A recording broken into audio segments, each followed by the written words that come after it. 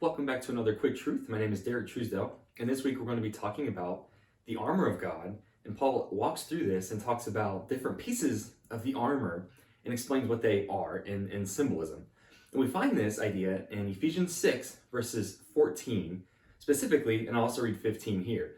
So those verses say, "Stand therefore," as we were talking about last week, it said stand firm. It ended there.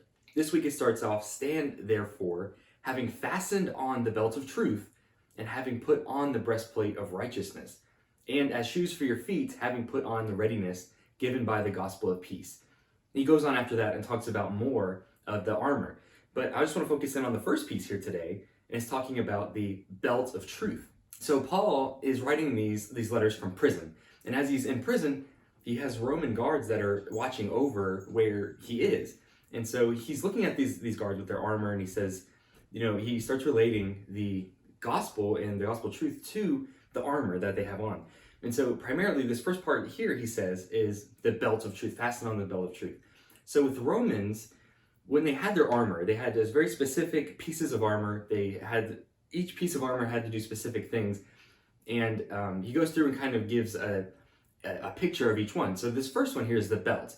And the Romans would put on this belt for their armor to kind of hold everything else together. So they had these long tunics, and the belt, you would take the bottom of the tunic and wrap it up into the belt if you're going to go to battle or something.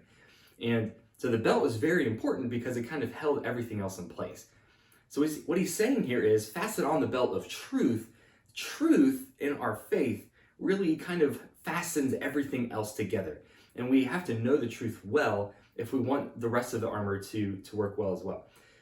And he's probably not just thinking about a Roman guard here with all this armor. He's probably thinking back, since Paul knows the Old Testament very well, he's probably thinking back to Isaiah. And a verse there says in Isaiah 59:17, talking about, this is a picture of Jesus. He says, "He put on righteousness as a breastplate and a helmet of salvation on his head. He put on garments of vengeance for clothing and wrapped himself in zeal as a cloak." So this is talking about Jesus in Isaiah way before Jesus' time, but he's saying that this is what the Messiah is going to be. And Paul knows this, and so he's talking about, being geared up for war. He says this is really a picture of Jesus. We need to put these things on as well because we believe in Jesus, because we're trying to become like Jesus. So he's probably thinking about the Roman soldier, yes, but then also Jesus as well. So there's two things here. It says to fasten on the belt, and it's a belt of truth.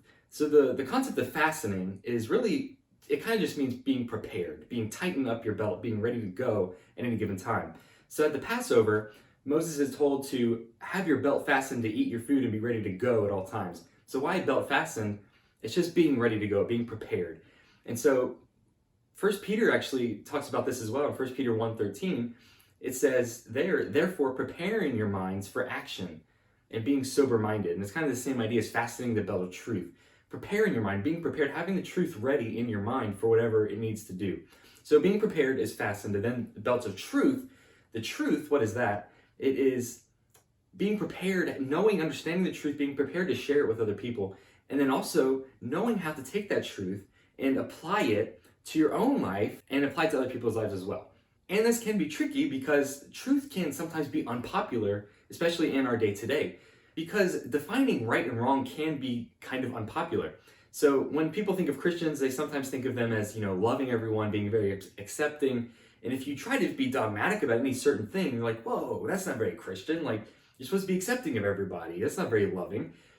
But the Bible does say love everyone, but the Bible does say this is right and this is wrong. So if you want to be biblical, you have to have these lines drawn. You have to say this is right and this is wrong.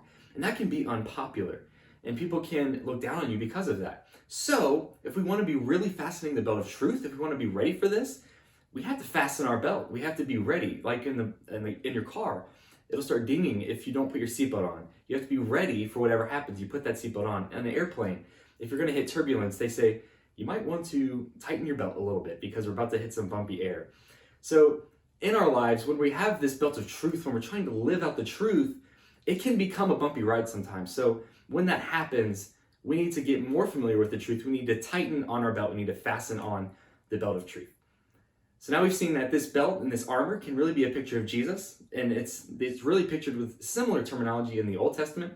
You're coming into the New Testament, And he's going to walk through all these pieces of armor. This is the start, the belt of truth.